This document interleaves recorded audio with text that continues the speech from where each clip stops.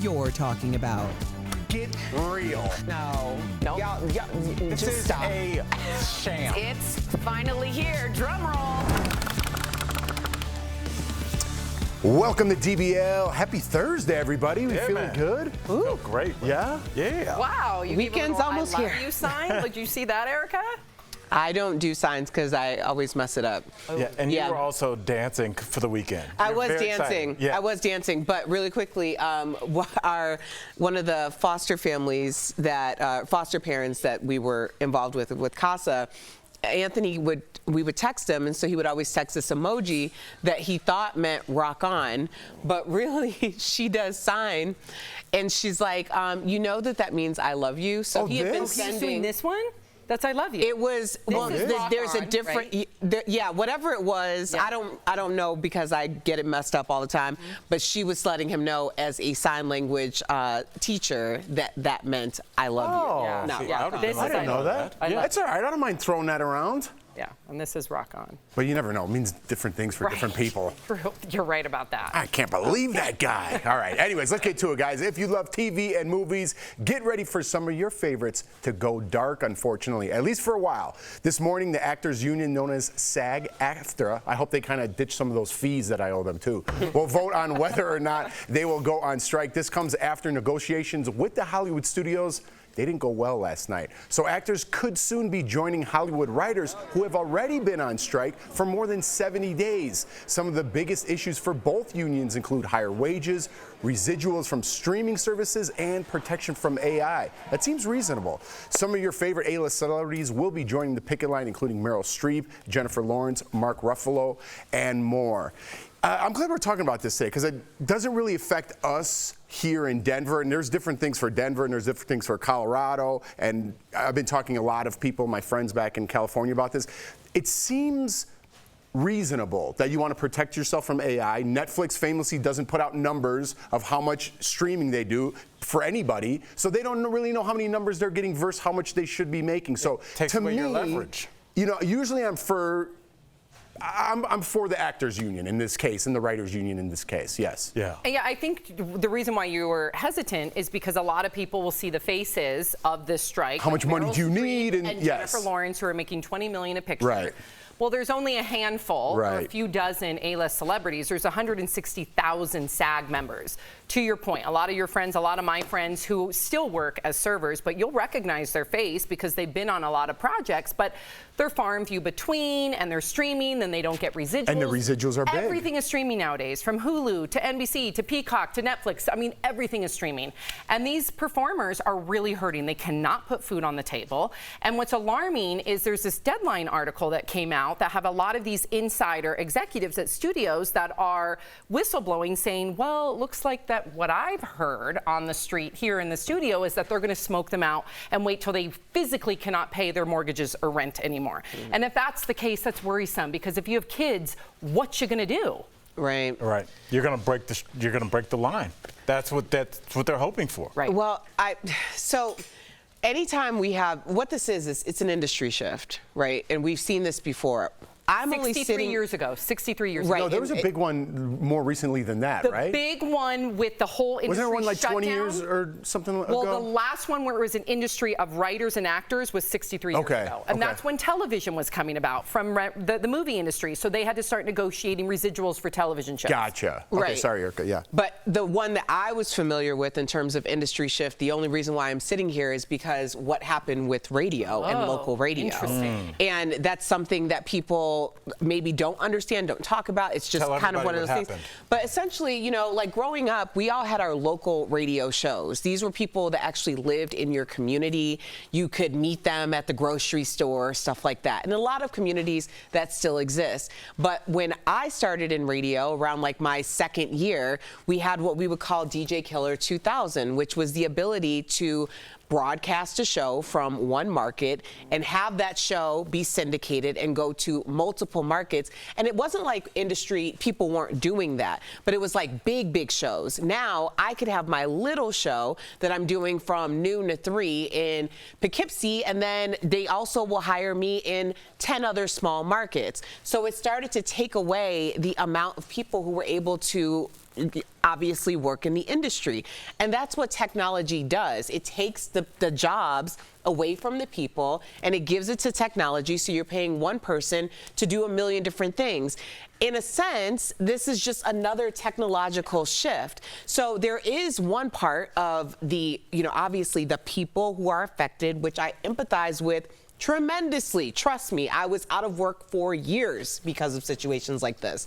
But also you have to look at where the industry is going. So you have the actual people with the money, the actual production studios saying we're going to wait you out because we have to make a shift.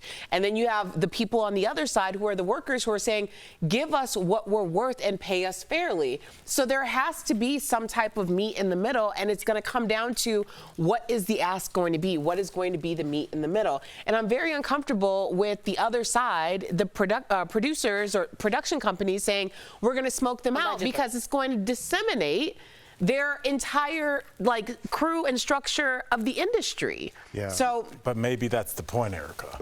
Maybe they're trying to completely tear this model down and build something new in its place, and something new that's going to be extremely advantageous to themselves. Right. Sadly, because it's like you started talking and you made me had this weird thought. I was like, what if we decided as a culture we're going to do away with restaurants? You could not go in anywhere to eat. Well, then Postmates and Uber Eats would be like, well, we need to change this pay structure since we are going to be doing all of the new, you would have to completely revision how you look at pay structures, not just increases here and there and some more health care. So the idea that we are just gonna, as we are eventually more people are cutting the cord, more people are going towards streaming, there has to be a meet in the middle, but we can't meet in the middle if one side has $50 kajillion and the other side has $5. Right. Yeah. What incentive do they have to come? Yeah. What happened? So I'm really scared for a lot of my friends, and because you have a lot of writer friends. I used to write on television. These guys are not rich. No, they're not. Yeah. They're family people, men and women that just are trying to make their way. I know it's it's people's industry, it's their jobs, it's how they support their families. But what happened to the love? Like people get into this business for the love of it, right? And then you get in this business and you see the dirty side of it, and the curtain gets pulled back a little bit. Just a handful of years ago, I did that little movie, not like trying to boast or anything. Everybody was there during COVID, so excited to be there. Hey, I'm getting a little job. From the camera guys to the lighting guys to the PAs to the actors, everyone's like, this is so amazing that we put this together in this time and we could work. Yeah. That was the mentality in Hollywood just a few short years ago. Where is that today? Well, the actors have that. I know, but like the studios. I hope the big studios do. I know. All right. Coming up on DBL, our interview with Knots Landing star Donna Mills. Will there be a cast reunion? We're going to talk about that a little later. Coming up. DBL, this show is amazing. There's a lot going on down here. I would have been part of the Mile High Club. Yeah. So on point. But I'm going to have a conversation about what's happening now.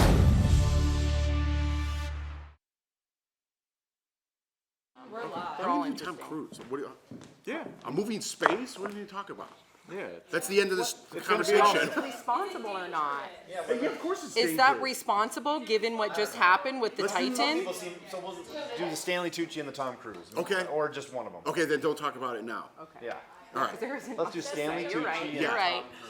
I thought Jeff's point was really good because there's so many people. I would say the majority of the people that I know that work in the industry. It's a very privileged place to be on a set because for so long we really never saw behind the scenes because it was always like isolated to Hollywood, right? Growing up, Hollywood, everything takes place in Hollywood, and you don't get to really see how you build a set. You go into the Dancing with the Stars studio, and it's tiny, but on television it looks huge and opulent, and so we are, to Jeff's point, seeing the curtain being pulled back, and it's a business, like any other business. And it's, they call it show business, not show friendship for a reason. But to his point, a lot of people that love to just show up as an actor making minimum wage or whatever the union wage is today aren't going to be given that opportunity. There's no way. And I do think people are going to break that picket line. They're going to have to. They're going to have to. It happened in the factories. It happened at other, and also let's you not got your forget, family to provide, we've seen what are you gonna unions do? be busted before. This happened in sports. This happened at GM. this happens because I think it's about to happen all the with people UPS at the right top. now. UPS and UPS FedEx is- because of AI technology. But you They're got to start- restructure for Hollywood speaking because of AI. It's the future, right? And And because streaming. of streaming service. That's definitely affecting people right now. So they need to restructure, like you used in your example. They have to restructure this. I know, and any good contract, both people aren't happy. So they have to come to a conclusion.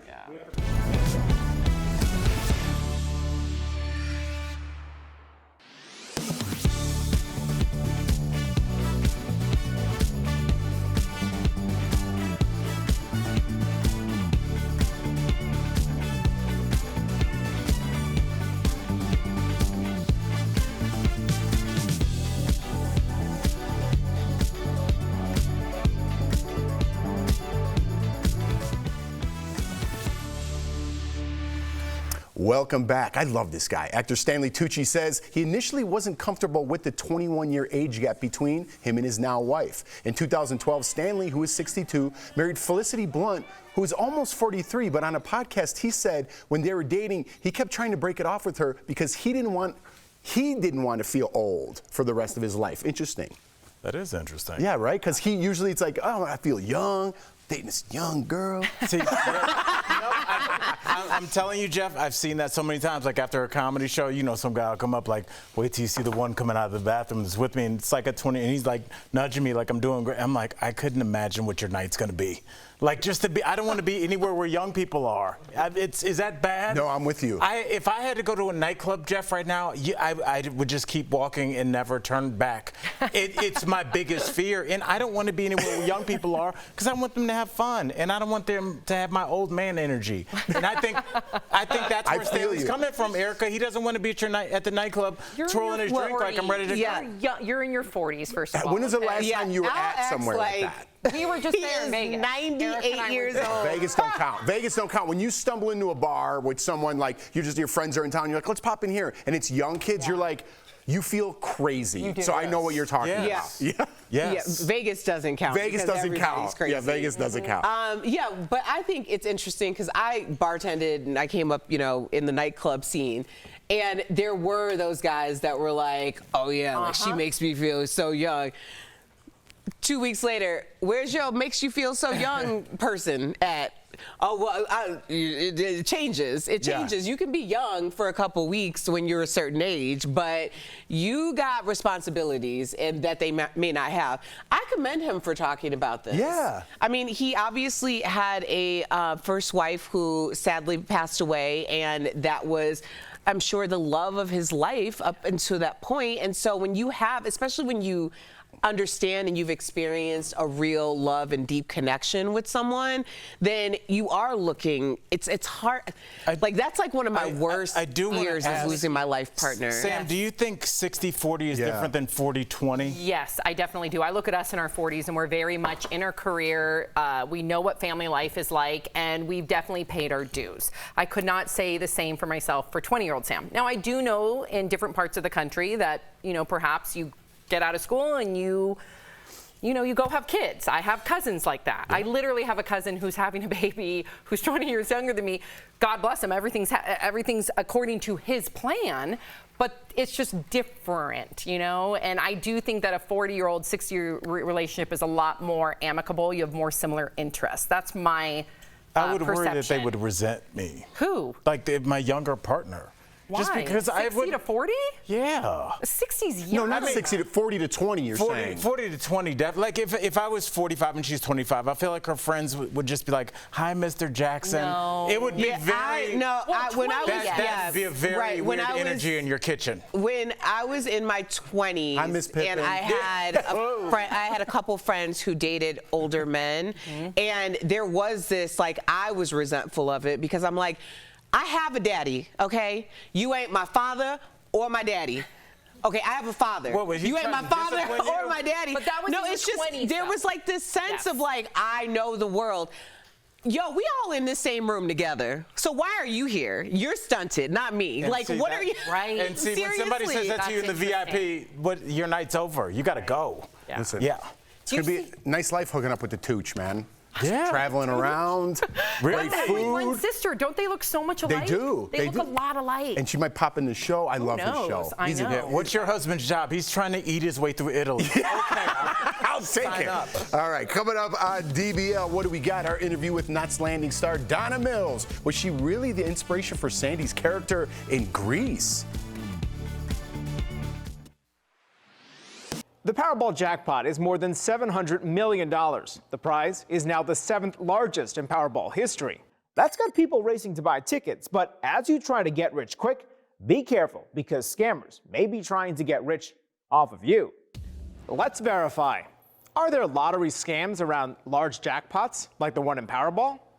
Our sources are Mega Millions, Powerball, the Better Business Bureau, and the Federal Trade Commission. Scammers have a history of targeting people who play lottery games, including Mega Millions and Powerball. On its website, Mega Millions warns of one particular tactic, a phone call, text, or email informing that you've won and asking for either payment or your personal information to claim the prize. And you don't have to buy a ticket to be scammed. Mega Millions also warns scammers could claim to be past winners looking to share their money in exchange for information. Both Mega Millions and Powerball say they do not reach out to prize winners. The FTC and the Better Business Bureau say signs of a scam include being asked for personal information or to send money to pay fees or taxes on the prize. So, yes, there are lottery scams, particularly around large jackpots like Powerball. Our sources recommend contacting your state's Attorney General and the FTC if you think you've been scammed. You can report scams to the FTC by going to reportfraud.ftc.gov. With your Verify, I'm Brandon Lewis. Are you skeptical of headlines and what you see on social media? We are too. The Verify newsletter helps you distinguish between true and false information by answering your questions. It provides fast facts on trending topics, spotlights major stories, and even includes a daily fun fact for all those trivia buffs out there. Get Verify's fast facts delivered every weekday to your email inbox. Go to verifythis.com/email to check it out.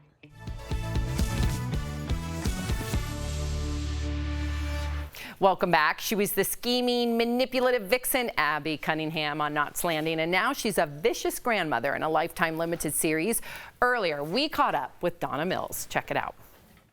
Donna Mills, welcome to DBL. What an honor. Okay, so Donna, you played villainous Abby Cunningham, of course, in Knots Landing, and now you're the wicked grandmother in Lifetime's limited series, VC Andrews' Dawn. So what is it about villain roles that you absolutely love to play? You get to do stuff you wouldn't do in your own life. You get to be mean to people. You get to hurt people. You get to win. The villain wins a lot. So it's fun. It's really, really fun. It's much more fun than playing the victim. Yeah. Yes. All the mischief without the real life consequences. I love it. Okay. Donna, I also love your hair. It always looks amazing. And in this series, yes, girl, your character Lillian Cutler has white hair. So what did you think about this look on you? I like it. I use it sometimes because I think it's a good look. I don't like gray hair, but I like white hair. I think white hair is very, stunning and nice. So I use it sometimes. Unfortunately, I have gray hair. But on a guy, it's a different story. Well, thank you very much. So speaking of looks, check this out. Your Knots Landing co-star Michelle Lee was on our show about 2 years ago and had this to say about you and Joe Van Ark. Check this out. I talked to them 2 days ago on a Zoom, the three of us. I looked better than the two of them. That's all that matters. Wow. That's Michelle. That's her.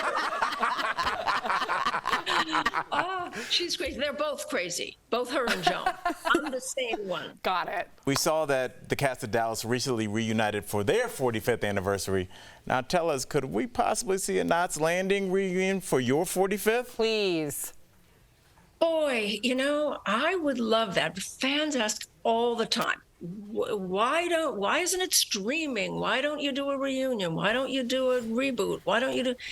If I knew, if it were up to me, we would. Unfortunately, it's not up to me. I don't own the show. Warner Brothers owns the show. Write them, call them.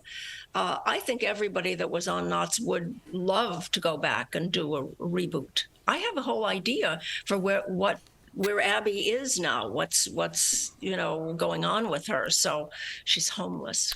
She is? Oh, how did she get there? Can we please have Warner Brothers and Donna work this out, okay? It's long overdue. Yeah, now I have to know. I have to know what happened. I'm gonna call Warner Brothers right now. Okay. That's a pizza place here in Denver. Exactly, Warner's Pizza. Okay, so speaking of anniversaries, Grease also recently celebrated its 45th anniversary, and we heard that you actually inspired one of the main characters. Is this true? It is. And I didn't know it. I didn't know it at the time. I was the model for Sandy. Wow. Jim Jacobs went to Taft High School, and he created Grease back then. He was thinking about it back then, and I was the person that he modeled Sandy after. Wow. I had no idea about it until another friend who was in our class was doing they did a biography on me, and they talked to old friends and old classmates and stuff like that, and he said so on the interview. He said, "Oh yeah, Jim Jacobs modeled Sandy after Donna," and I was like, "What? Really?" It was so great speaking with you today. To our viewers, you can watch Donna Mills as cruel grandmother Lillian Cutler on the Lifetime Limited series VC Andrews Dawn this Saturday, July 15th, starting at 5 p.m. Central Time. Thank you again, Donna. We'll be right back. Thanks, Congratulations. Thank you.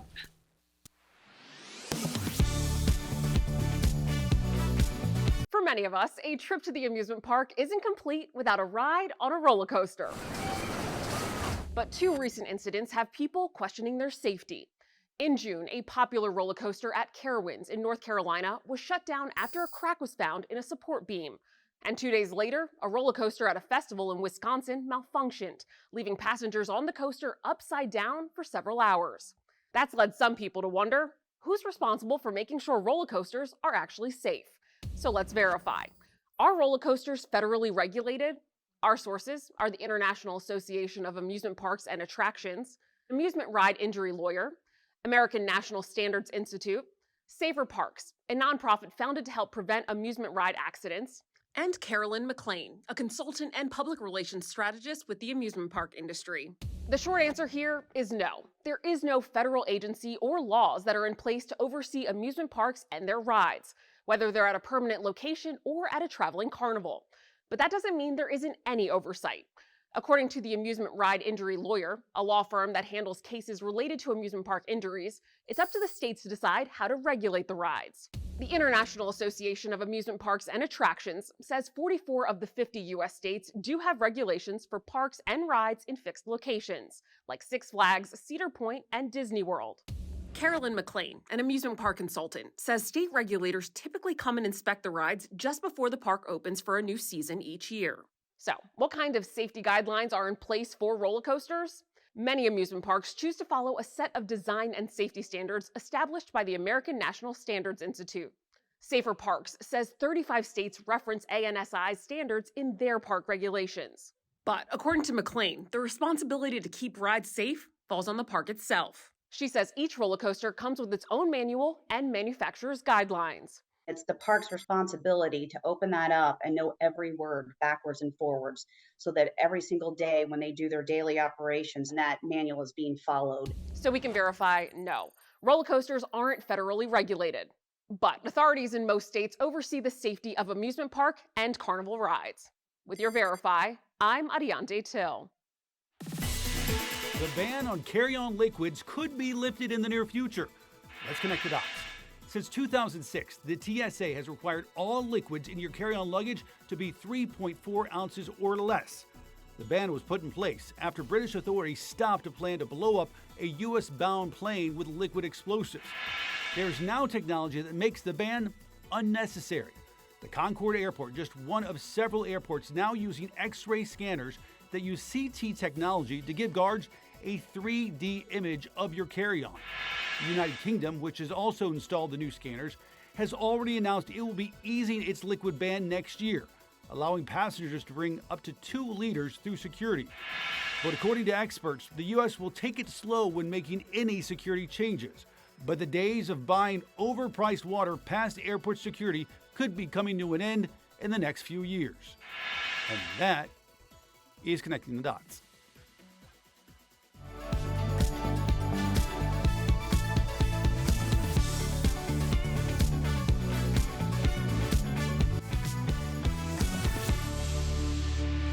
Welcome back. We've got some great products from our friends at MorningSave. Check them out. All right, Erica, what do you have for us today? Well, I'm glad that you asked, Big Jeff and DBL Nation. We're so excited to show you all of these deals today, and believe me, we've got some great ones for you. So first up, we've got the Clarissa Anti-Theft Phone Holder Crossbody Bag. Now, you know I love a bag, and this deal includes 1 crossbody bag available in 8 colors. Now, normally, this is $49, but today, Jeff, we got it for $17.99. That's a savings of up to 63%. All right, I love it. What do we got next? Next up, we've got the 4-pack bar 340 by Cambridge 18-ounce highball tumblers. Now, this deal includes 4 tumblers available in 2 color sets.